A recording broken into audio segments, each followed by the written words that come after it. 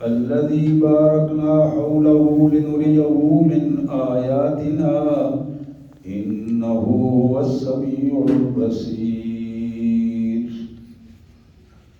بسم الله الرحمن الرحيم. وقضى ربك ألا تعبدوا إلا إياه وبالوالدين إحسانا إما يبلغن عندك الكبر أحدهما أو كلاهما فلا تقل لهما أف ولا تنهرهما وقل لهما قولا كريما واخفض لهما جناح الذل من الرحمة وقل رب ارحمهما كما ربياني صغيرا ربكم أعلم بما في نفوسكم إن تكونوا صالحين فإنه كان للأوابين غفورا. آمنت بالله صدق الله العظيم.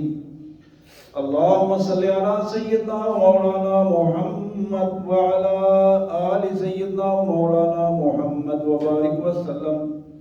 اللهم صل على جميع الأنبياء والمرسلين وعلى الملائكة المقربين وعلى سائر الصحابة والتابعين وعلى عباد الله الصالحين.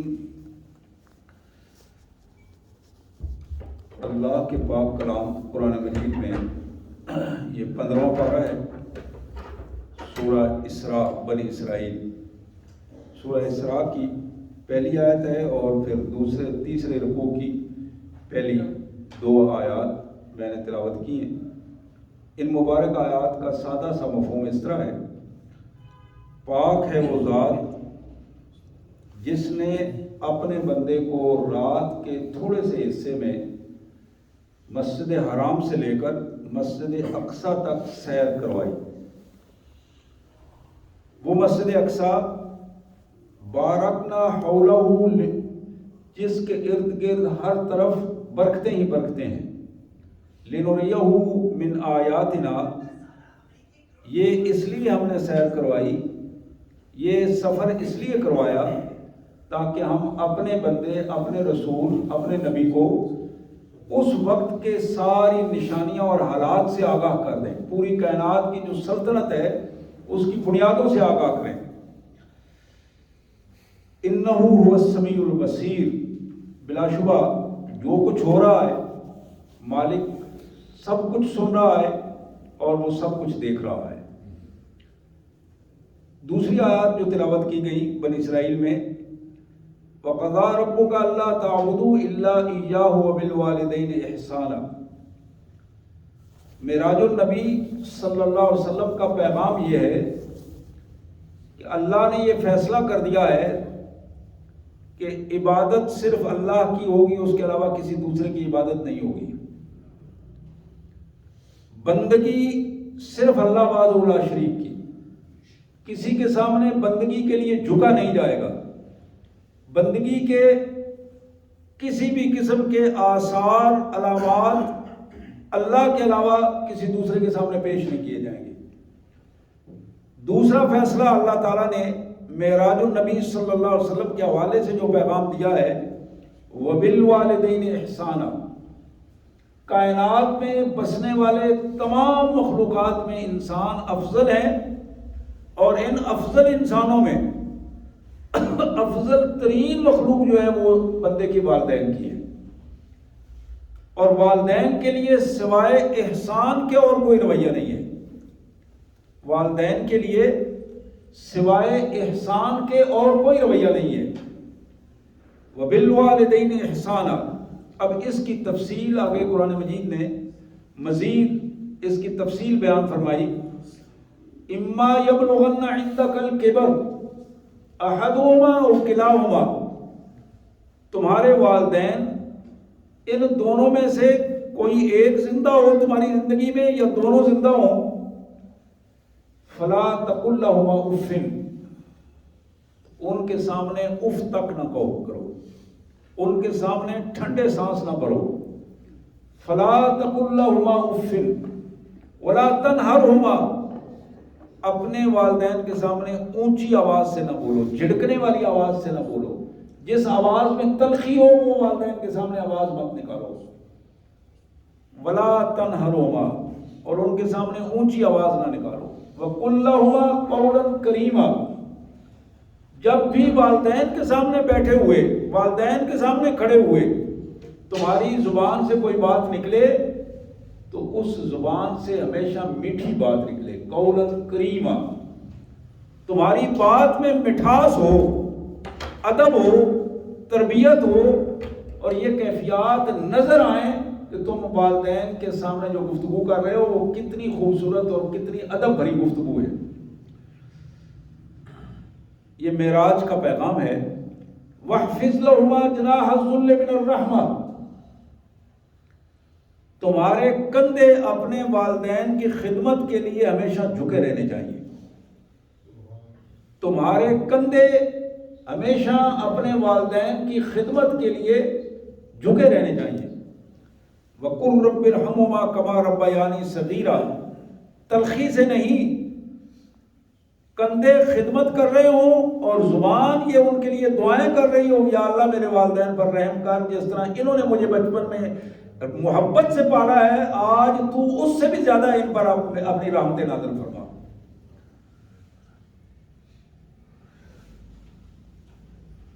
اولاد کے کندھے والدین کی خدمت کے لیے ہمیشہ جھکے رہنے چاہیے اور زبان دعائیں کرتی رہنی چاہیے. اب اس کے بعد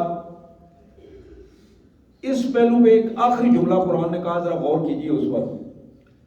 ربکم اعلم بما فی نفوسکم،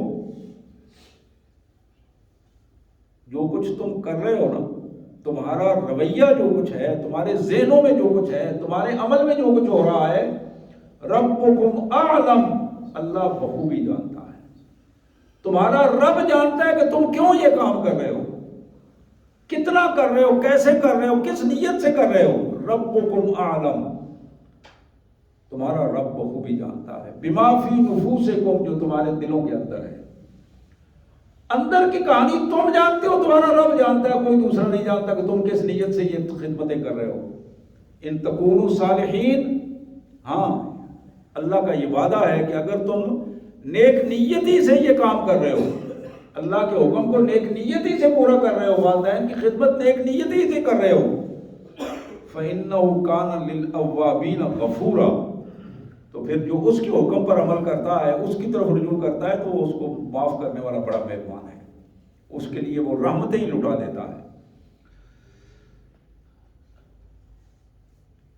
حضرات، یہ پہلا پیغام تھا، بلکہ دوسرا پیغام ہے، ایک اللہ کی عبادت اور ایک والدین کی خدمت. اب ایک تیسرا پیغام جو محمد رسول اللہ صلی اللہ علیہ وسلم معراج النبی سے واپس آئے. کیا آپ کے علم میں ہوگا کہ آج 27 رجب ہے، اور زیادہ تاریخوں کے مطابق آج ہی کی تاریخ تھی کہ رسول کائنات صلی اللہ علیہ وسلم جس میں معراج النبی صلی اللہ علیہ وسلم ہوا اور حضور صلی اللہ علیہ وسلم تشریف لے گئے. اور یہ دو حصے تھے معراج کے، ایک کو اسراء کہتے ہیں اور ایک کو معراج کہتے ہیں. اسراء جو پہلا حصہ جس میں میں نے یہ تلاوت کی کہ مکہ مکرمہ سے لے کر بیت المقدس تک، اس سفر کو اسراء کہتے ہیں. یہ سفر جو براق پر ہوا، اس سفر کو اسراء کہتے ہیں. پھر بیت المقدس سے اوپر جو سفر سیڑھی پر ہوا، اس کو معراج کہتے ہیں.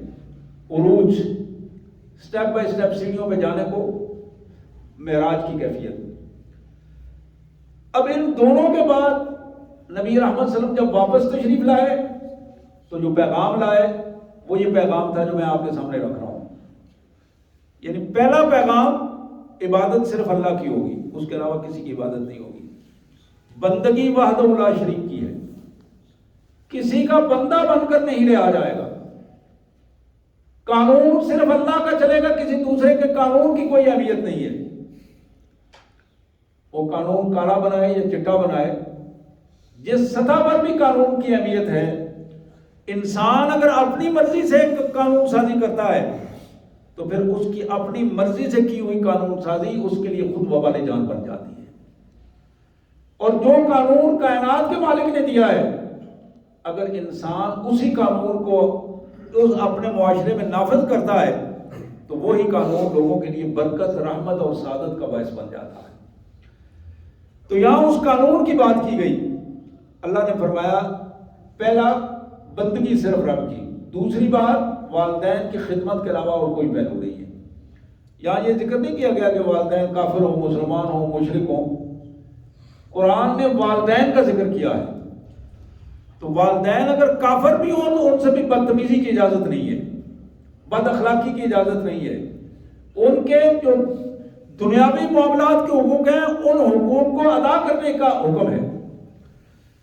تیسری بات وآت ذی القربى حقہ والمسکین وابن السبیل ولا تبذر تبذیرا۔ تمہیں اپنے قریبی رشتہ داروں کا حق ادا کرنا ہے۔ والدین کے بعد قریبی رشتہ دار، اب والدین کے بعد قریبی رشتہ دار بہن بھائی ہیں، اپنی گھر والے ہیں، اپنے بیوی ہے، بچے ہیں، ان کے حقوق کو ترجیحاً ادا کرنا ہے۔ باہر کے لوگوں کے حقوق کی نسبت ان کو پہلے ترجیح پر ادا کرنا ہے۔ میں نے پہلے بھی کئی خطبوں میں یہ عرض کیا کہ ہماری عام عادات جو ہیں وہ شیطان ہمیں باہر کوشش کرتا ہے کہ فلاں کو دے آؤ، فلاں کو دے آؤ، فلاں سے رابطہ رکھو، فلاں سے خوشی غمی میں آؤ جاؤ، لیکن جو اپنے قریبی رشتہ دار ہوتے ہیں بعض اوقات ان کے ساتھ رویہ درست نہیں ہوتا، بہن بھائیوں کے ساتھ درست نہیں ہوتا، سسرالی رشتہ داروں کے ساتھ رویہ بعض اوقات درست نہیں ہوتا، غیر متوازن رویے جو معاشرے میں آگ لگا دیتے ہیں اور آہستہ آہستہ فتنہ اور فساد پیدا کر دیتے ہیں۔ تو جہاں والدین کے رشتہ داروں کے حوالے سے رویہ درست ہونا چاہیے، وہاں بیوی کے رشتہ داروں کے حوالے سے، سسرالی حوالوں سے بھی رویہ اسی انداز میں حقوق میں متوازن رہنا چاہیے۔ جہاں غیر متوازن ہو جاتا ہے وہاں اسلام جو ہے اس کی گرفت کرتا ہے، اس کی جواب دہی کرنا پڑے گی ہر شخص کو۔ وآت ذی القربى حقہ، یہاں تک کہ اللہ کے رسول صلی اللہ علیہ وسلم نے فرمایا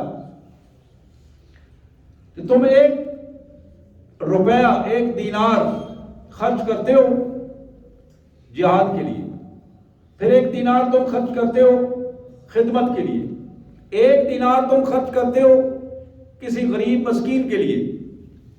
اللہ کے نبی صلی اللہ علیہ وسلم نے فرمایا ایک دینار تم خرچ کرتے ہو مسجد کے لیے، مدرسے کے لیے،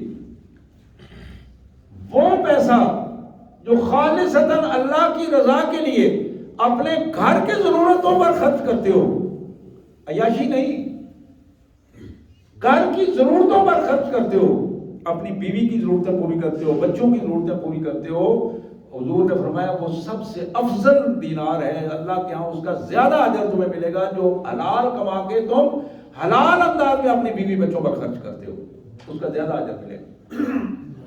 وآت ذی القربى حقہ، پھر فرمایا والمسکین، پھر قریبی رشتہوں کے بعد مسکین، جس کے پاس سکونت نہیں ہے، سکونت نہیں ہے، رہنے سہنے کا کوئی بندوبست نہیں ہے، کھانے پینے کا بندوبست نہیں ہے، ایسا فرد جو ضرورت مند ہے اور تم اس کی ضرورت پوری کرنے کا اللہ نے تمہیں اختیار دیا ہے، وسائل دیے ہیں، تو پھر جو کچھ تم خرچ کرو گے یہ یاد رکھو کہ اتنا اس سے کئی گنا زیادہ اللہ تعالیٰ تمہیں واپس کریں گے۔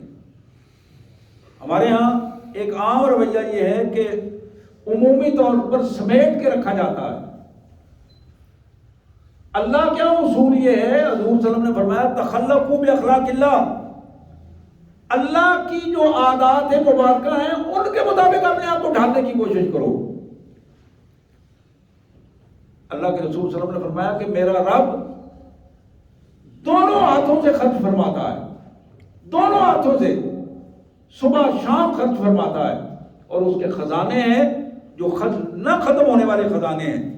تو جب بندہ مومن اللہ کی عادات کے مطابق، اللہ کے طریقے کے مطابق خرچ کرنے کی کوشش کرتا ہے تو پھر اللہ تبارک و تعالیٰ وہ دولت خرچ کرتا ہے تو اللہ تعالیٰ زیادہ دولت اسے عطا کرتے ہیں، وہ اخلاق خرچ کرتا ہے اللہ تعالیٰ بہتر اخلاق اس کا ریٹرن کرتے ہیں، وہ اپنے محبتیں خرچ کرتا ہے لوگوں کے ساتھ اللہ کی رضا کے لیے محبت کرتا ہے، اللہ تعالیٰ اس کو محبتوں کے جواب محبتوں کے حوالے سے اس کو ملتا ہے۔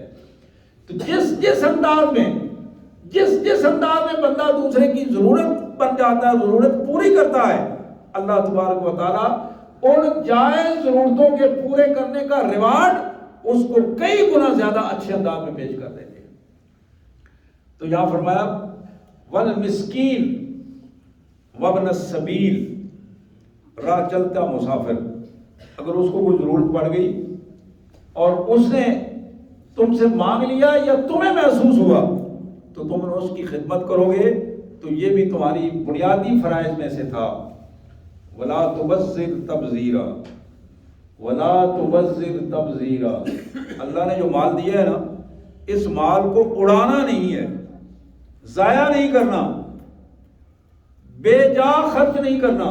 ولا تبذر تبذیرا ان المبذرین کانوا اخوان الشیاطین، یہ جو مبذر ہیں، جو پیسہ اڑاتے ہیں، مال و دولت ضائع کرتے ہیں، اللہ کے دیے ہوئے وسائل کا احتیاط سے استعمال نہیں کرتے، اللہ نے فرمایا یہ شیطان کے بھائی ہیں۔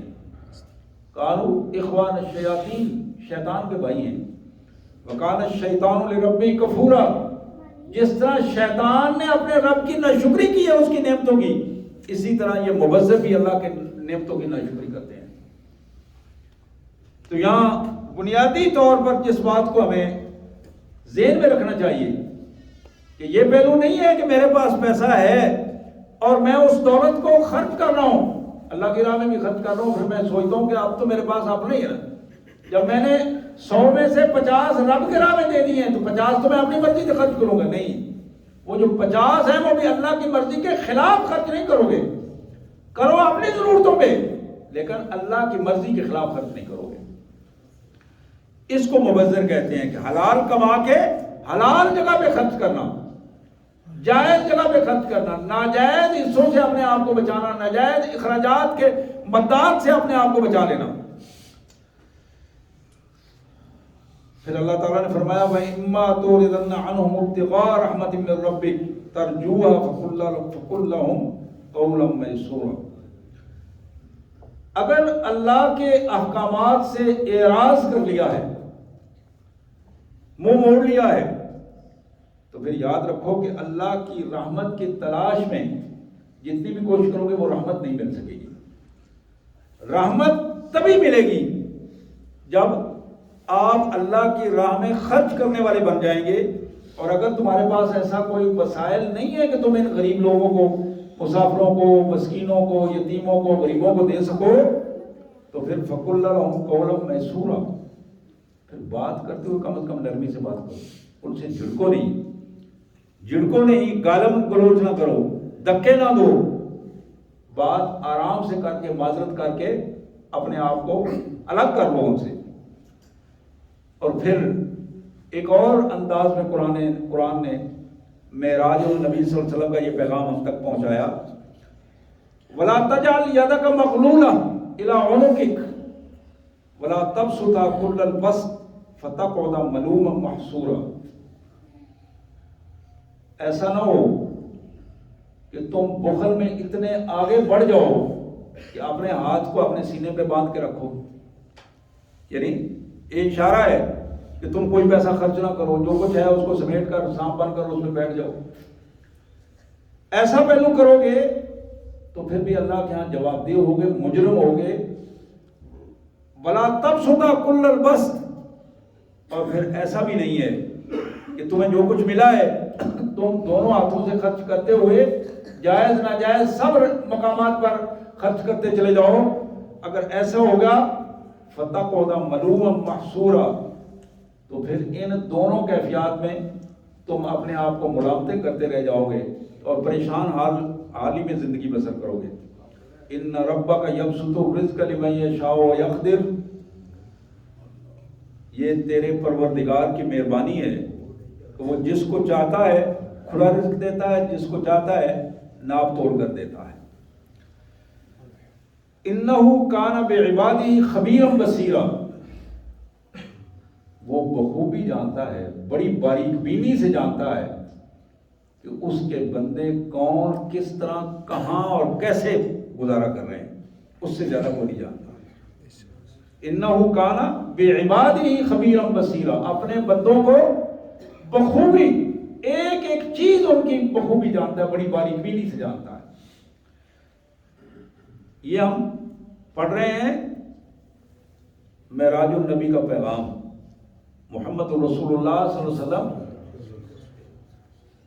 محمد الرسول اللہ صلی اللہ علیہ وسلم مکہ مکرمہ کے آخری ایام میں اللہ نے انہیں آسمانوں کی سیر کرائی، آسمانوں کی سیر کرائی،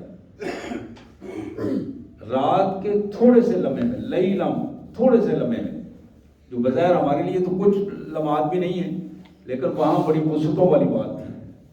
6 ماہ کا سفر لمحات میں طے ہوا، اور پھر مسجد اقصیٰ سے آسمانوں تک، اور آسمانوں سے عرش معلیٰ تک، اور پھر کائنات کے مالک سے ملاقات، اور پھر واپسی۔ اور یہ ملاقات کیسی ہوئی؟ قرآن کہتا ہے لا تدرکہ الابصار وہو یدرک الابصار، اللہ کو اس کائنات میں رہ کر کوئی آنکھ نہیں دیکھ سکتی۔ لا تدرکہ الابصار، کسی انسان کی کوئی آنکھ اللہ کو نہیں دیکھ سکتی۔ وہو یدرک الابصار، وہ سب کو دیکھ رہا ہے۔ ہماری ماں ام المومنین سیدہ عائشہ صدیقہ سلام اللہ علیہا کی بخاری میں روایت ہے، آپ نے فرمایا کہ جو شخص یہ کہتا ہے کہ اللہ کے رسول صلی اللہ علیہ وسلم نے اپنی آنکھوں سے دیکھا ہے اللہ کو، وہ جھوٹا ہے، جھوٹ بولتا ہے۔ یہ حضرت سیدہ عائشہ صدیقہ کا فرمان ہے، یہ ذہن میں رکھنا چاہیے۔ ایک شخص نے سوال کیا تھا کہ اماں جی کیا اللہ نے رسول اللہ صلی اللہ علیہ وسلم نے اپنے اللہ کو اپنی آنکھوں سے دیکھا؟ اس کے جواب میں انہوں نے یہ ارشاد فرمایا کہ جو شخص یہ کہتا ہے کہ نبی رحمت صلی اللہ علیہ وسلم نے اپنی نظروں سے، ان نگاہوں سے جو اس دنیا میں تھی، اپنے اللہ کو دیکھا ہے، وہ جھوٹ بولتا ہے۔ تو یہ اتنی بڑی، اتنا بڑا شرف اور اتنی بڑی شرف کی کیفیت، عرش معلیٰ پہ جانا، وہ سفر جہاں جبرائیل جو سید الملائکہ ہے وہ پیچھے رہ گیا ہے، اور اس سے آگے کائنات کے مالک کی صرف رحمتیں، مہربانیاں اور جلال، اور اس جلال کی کیفیت میں یہی وہ انداز ہے جس کو اللہ کے نبی صلی اللہ علیہ وسلم نے فرمایا کہ جنت میں جب جنتی اپنے سارے انعامات سے فارغ ہوں گے، اللہ کی رحمتیں ان پر تمام ہو جائیں گی، تو اللہ تعالیٰ ان سے پوچھیں گے خوش ہیں آپ لوگ، رحمتیں مل چکی ہیں، آپ کی ضرورتیں پوری ہو چکی، انعامات وصول کر لیے؟ تو جواب میں ملے گا کہ مالک ہم تو اس کے حقدار ہی نہیں تھے، یہ تو آپ کی مہربانی ہے، عنایات ہیں، آپ کی رحمتیں ہیں۔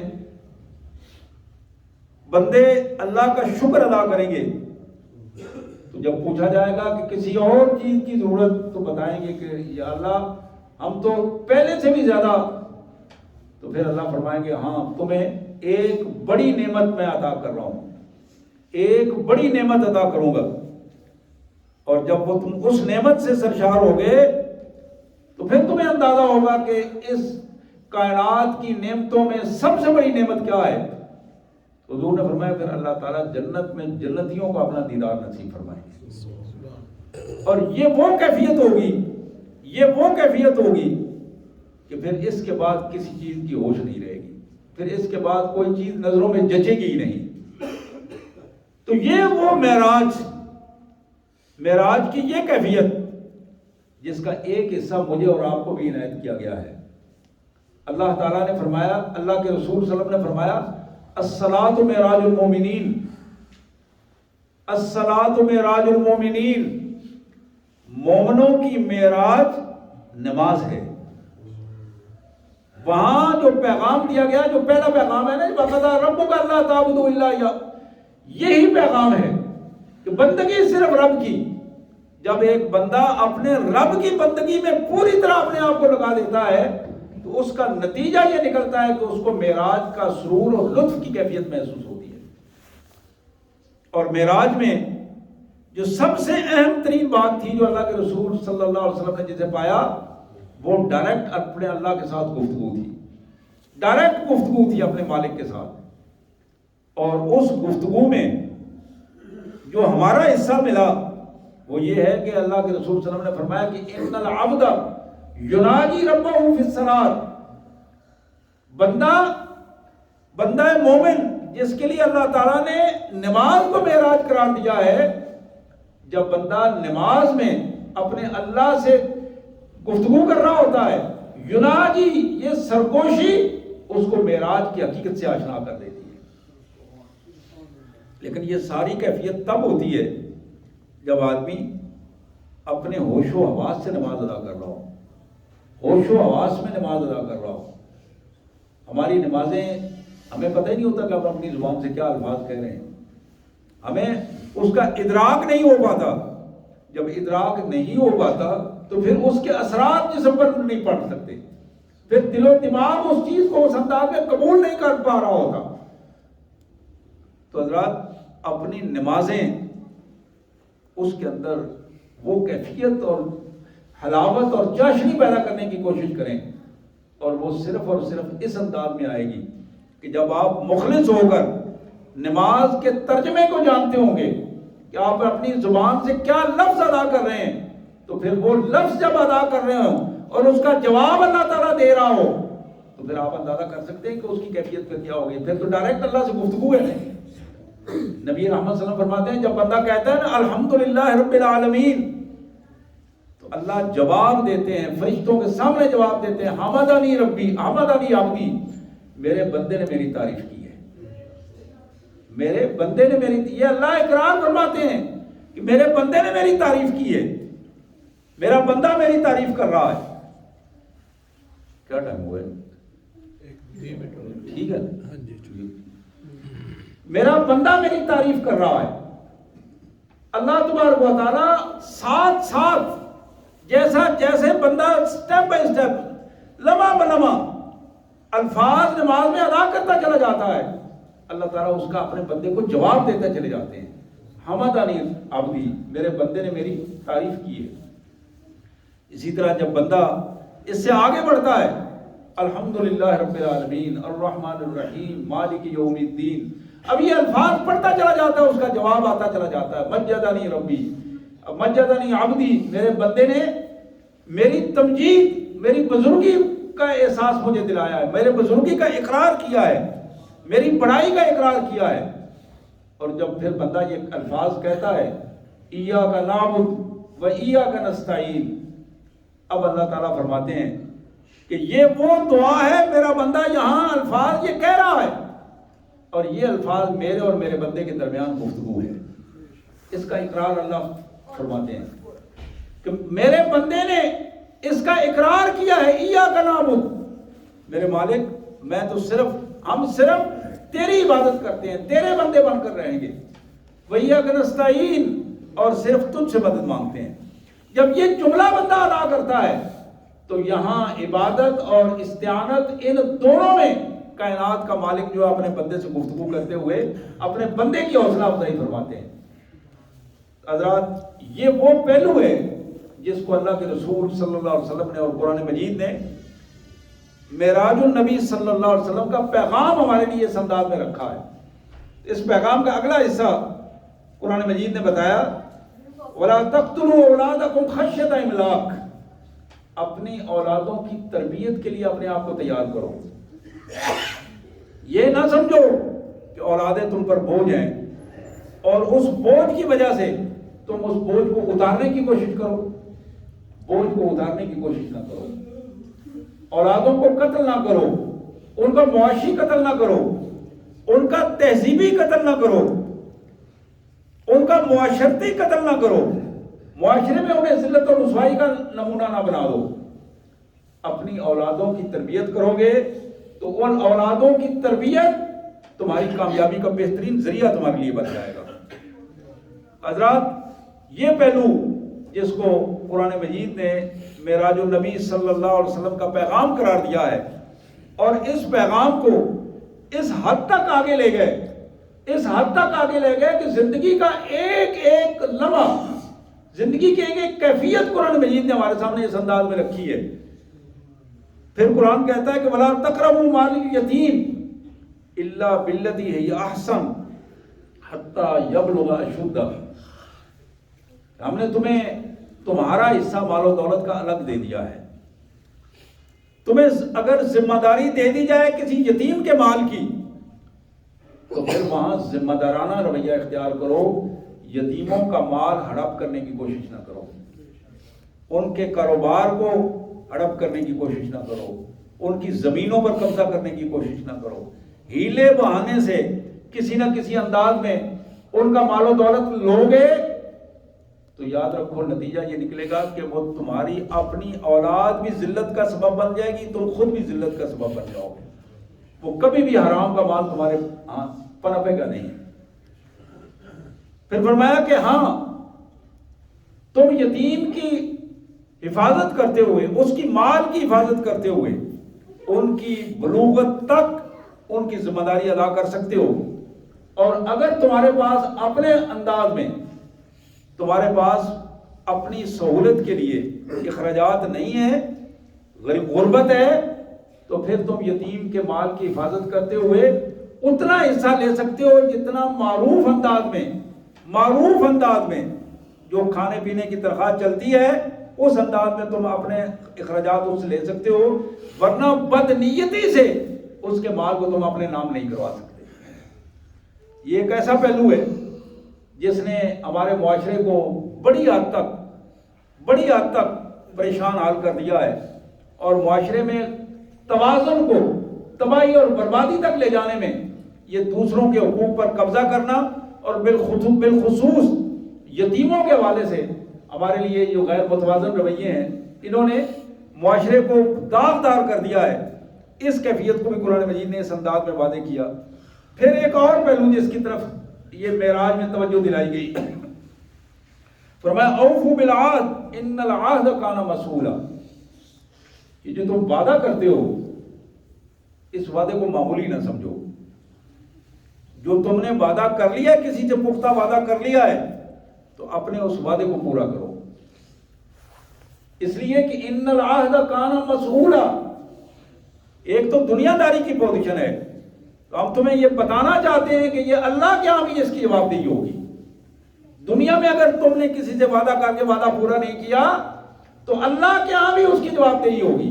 دنیا میں بدعہدی تو ہوگی، اللہ کے ہاں بھی اس کی جواب دہی ہوگی، اور وہ جواب دہی تمہیں کرنا پڑے گی۔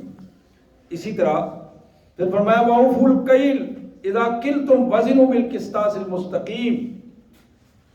سنو، یہ جو تم اپنے کاروبار کرتے ہو، اس کاروبار میں ڈنڈی مار لینا لیتے وقت یا دیتے وقت، یہ ضرور وہ تکڑی یا اپنا میزان کی بات نہیں ہو رہی، ہر معاملے میں جہاں بھی تم نے مال و دولت یا معاملہ کرتے ہوئے ڈنڈی مار دیے، تم خود جانتے ہو، تمہاری نیت جانتی ہے، کائنات کا مالک دیکھ رہا ہے، ممکن ہے اس کو نہ بتاؤ جس کے ساتھ تم ظلم کر رہے ہو۔